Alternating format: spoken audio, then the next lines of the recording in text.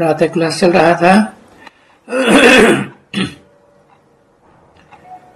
24 जून 1968 सोमवार को चौथे पेज के मध्य में बात चल रही थी कि अंत में तुम बच्चों का टचिंग वचिंग कुछ भी नहीं रहेगा। एकदम तुम कुछ भी याद नहीं करेंगे। हूबहू जैसे तुम यहाँ सतयुग में बिल्कुल प्योर संबंध में आए थे, ऐसे ही प्योर यहाँ से फिर जाना है।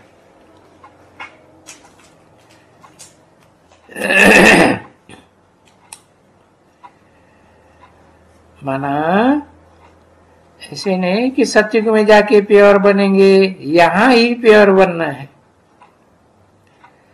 संपूर्ण पवित्र बनना है। जैसे कि यहाँ आते हो जाते हो तो बात जैसे एक हो जाती है, क्योंकि यहाँ प्योरिटी में बनते हो और वो ही बनते हो जो फिर तुमको सतयुग में आना है नंबर 1 में, तो वो ही नंबर 1 बनते हो।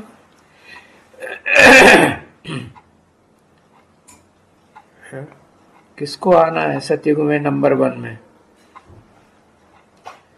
और बाकी होंगे नंबरवार है। हाँ, आदि नारायण को नंबर 1 में आना है, बाकी नंबरवार होंगे। तो जो 1 नंबर में आवेंगे या जिसी नंबर में भी आवेंगे, वो ही तुम्हारी अवस्था होनी चाहिए। कहाँ? अभी इस पुरुषोत्तम संगम युग में। तो अवस्था के ऊपर ही तो पद मिलता है भाई। अवस्था किस नंबर की अवस्था है? अव्वल नंबर की, द्वयम नंबर की, मध्यम नंबर की, फड्डी नंबर की। देखते हो कितनी अवस्था में कौन रहते हैं और कब रहते हैं, कैसी अवस्था में रहते हैं, कितना फर्क होता है, ये भी जरूर जानते हो कि हम एक एक्टर की चलन सबकी अपनी अपनी एक एक की, एक न मिले दूसरे से। कितना ये ड्रामा को समझने की बात है। अरे इतने सारे करोड़ है, 500-700 करोड़, एक जन्म में भी जो फीचर्स बनते हैं वो कोई भी जन्म में कनेक्शन नहीं होता है उनका दूसरे जन्मों से, इस समानता हो जावे। तो ये ह्यूज नाटक है बच्चे। इसको समझने के लिए ह्यूज बुद्धि चाहिए, बड़ी तीखी बुद्धि और विशाल बुद्धि चाहिए। और विशाल बुद्धि उसको कहा जाता है जो समझने वाली बुद्धि हो, समझने की। समझेंगे तो दूसरों को समझा भी सकेंगे। और सारे इस ड्रामा को समझने की बुद्धि हो कि भाई ये एक छोटी सी आत्मा है और उसको देखो बड़ा दुम्ब मिलता है। ये शरीर रूपी दुम्ब है ना, पार्ट बजाने के लिए, और वो पार्ट भी एकदम अविनाशी, जन्म जन्मांतर का अविनाशी पार्ट है। समझे ना? तुम अभी जब जाएंगे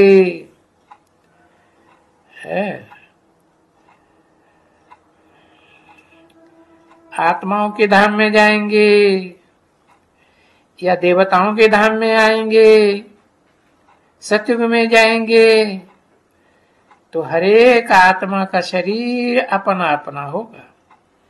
फीचर्स सबके अपने अपने अलग अलग, एक का फीचर न मिले दूसरे से। अच्छा, फिर कोई दूसरा जन्म लेंगे तो भी हर एक आत्मा की जो शरीर है, फीचर्स है, सब अलग अलग। अभी है तो सब ड्रामा, और ये बेहद का नेचुरल ड्रामा है, ऐसे ही इसको कहा जाएगा। और बना बनाया ड्रामा है। तो ये बहुत सूक्ष्म बातें हैं, जिनकी बहुत सूक्ष्म बुद्धि बनी होगी। सूक्ष्म आत्मा को, आत्मा के बाप परमात्मा को, परमात्मा के बाप परम पिता को याद करते करते बुद्धि सूक्ष्म बनती है ना? नहीं? हाँ, तो जितना याद करेंगे, अभी ये बैठ करके कोई ख्याल करेगा ना, तभी क्यों इन बातों में मजा आवेगा उनको, और पक्का भी हो जाएगा। अच्छे से समझेंगे भी, समझे? कम थोड़े ही है कोई बच्चे, ये कितनी बड़ी बड़ी, बहुत बड़ी पढ़ाई है, और देखने में बहुत सहज है। सेकंड में बाबा कहते हैं ना, सेकंड में जीवन मुक्ति ले लो। अब ये तो गायन है क्या? सेकंड में जीवन मुक्ति किसको है? हाँ, गाते हैं जनक को। जन माने जन्म, का माने करने वाला, तो कौन हुआ जनक है? हाँ, आदम ही हुआ, जिसे आदिदेव कहते हैं। मनुष्य सृष्टि का पहला देवता, सो पहला ब्राह्मण बनता होगा, पहला क्षत्रिय बनता होगा, पहला वैश्य, पहला शूद्र। हर बात में अव्वल नंबर, अच्छे से अच्छे पार्ट में भी अव्वल नंबर, और बुरे से बुरे पार्ट में भी अव्वल नंबर। तो उसके लिए गायन है, 1 सेकंड में जीवन मुक्ति। अब ये तो गायन है ना, बरोबर गायन। बच्चा पैदा हुआ और मालिक बना। अभी है तो सारी बात उनके चरण के ऊपर। हो सकते हैं कि बाप उनको वो अच्छा न लगे, अच्छा न होगा। बाप उनको वो क्या फारकती दे देंगे, अरे तुम हमारे लायक नहीं हो, हमारी मिल्कियत लेने के लायक ही नहीं। ठीक है ना बच्चे? था मालिक परंतु नहीं। फिर तुम्हारा भी ऐसे ही हाल होता है ना? क्या? कौन से जन्म में है? कौन से जन्म में तुम्हारा ये हाल होता है कि थे मालिक विश्व के, लेकिन नहीं? हाँ, 84वें अंतिम जन्म में तुम्हारा भी ये हाल होता है। 84 जन्म में होता है। बाकी 84 जन्म के बाद जो एक्स्ट्रा ऑर्डिनरी जन्म होता है, उसमें ये हाल नहीं होता है? होता है या नहीं होता है? है, नहीं होता। एक्स्ट्रा ऑर्डिनरी जन्म कब होता है?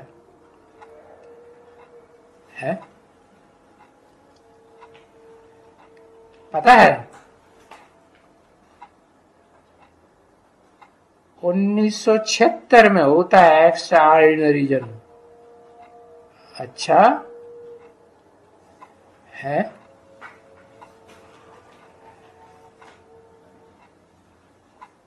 जब बाप दादा का टाइटल मिलता है तब नहीं होता है?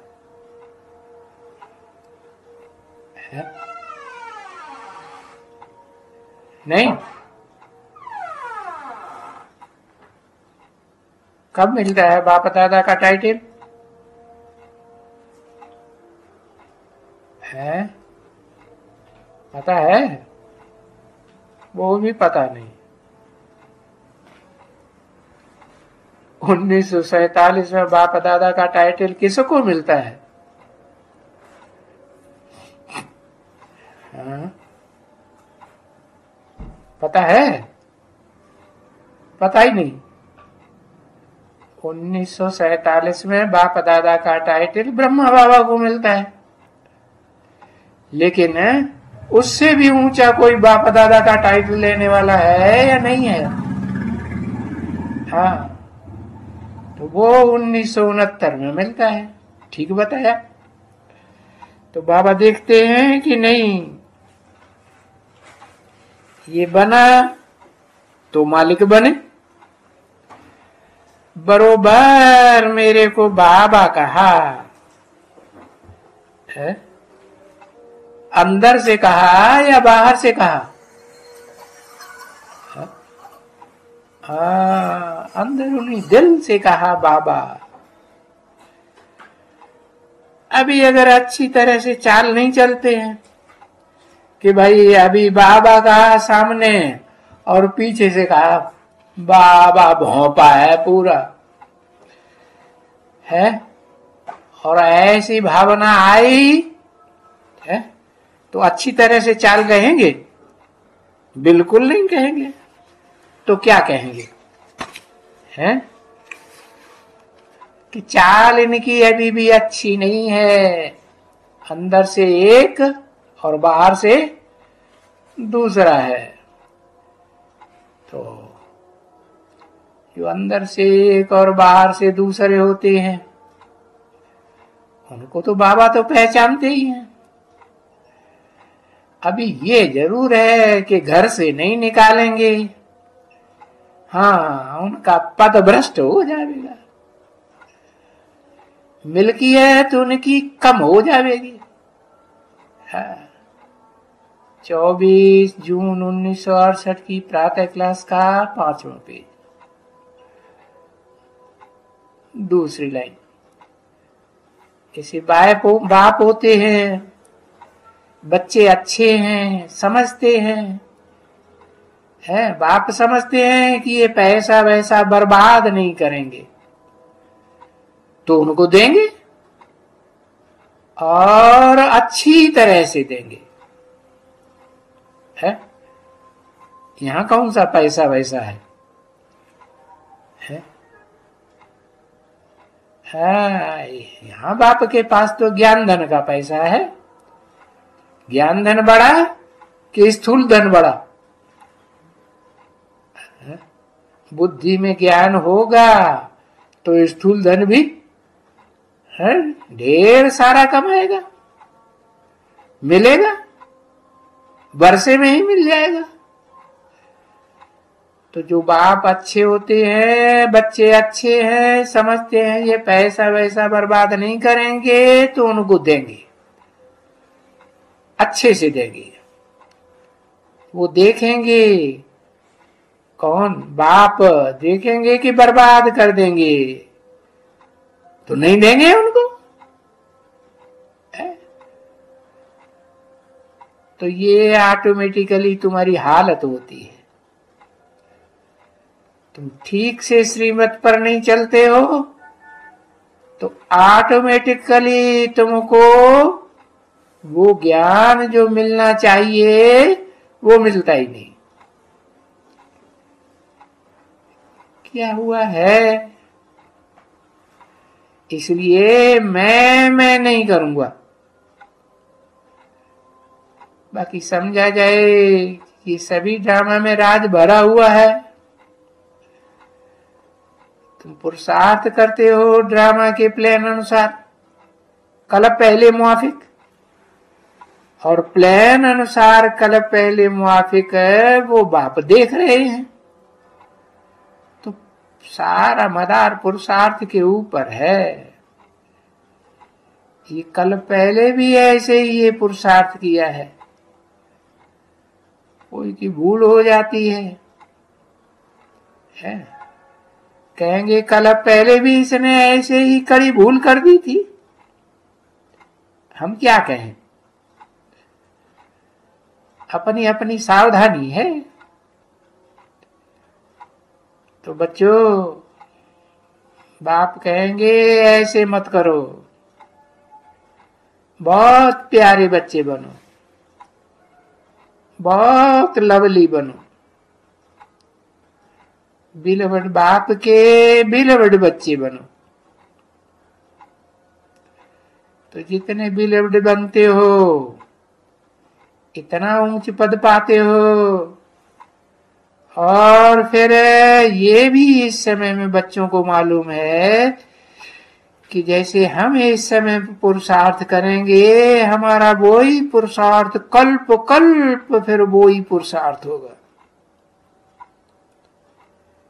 तो फिर ये बड़ी भारी रेस हो जाती है।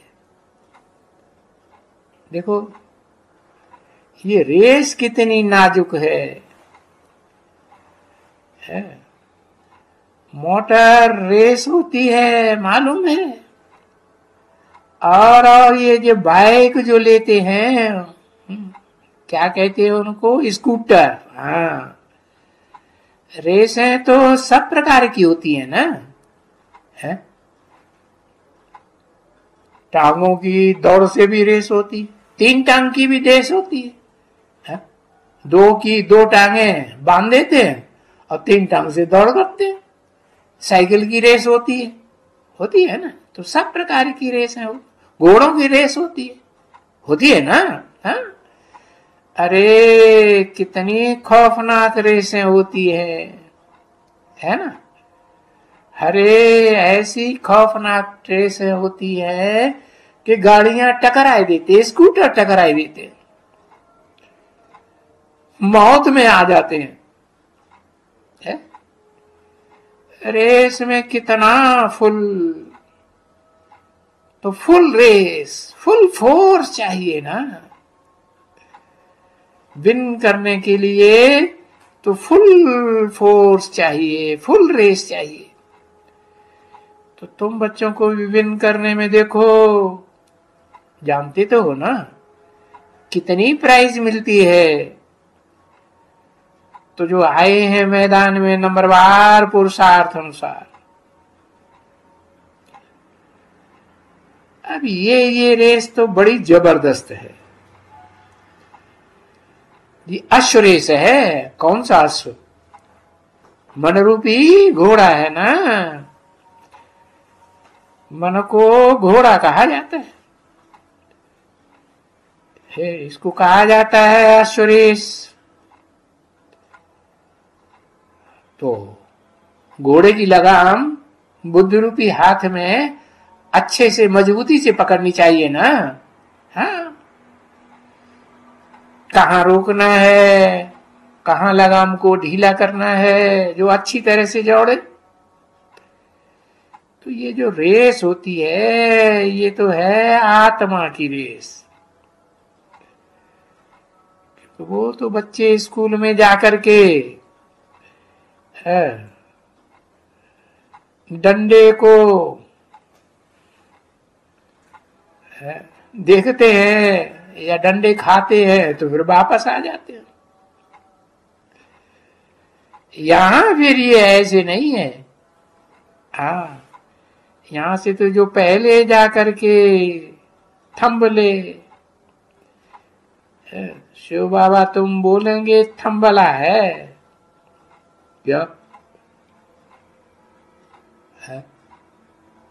शिव बाबा को किसी ने पहले थंबला टच किया जाके रेस में, किसी ने, एक ने, नाम लिखो, किसी ने टच किया है?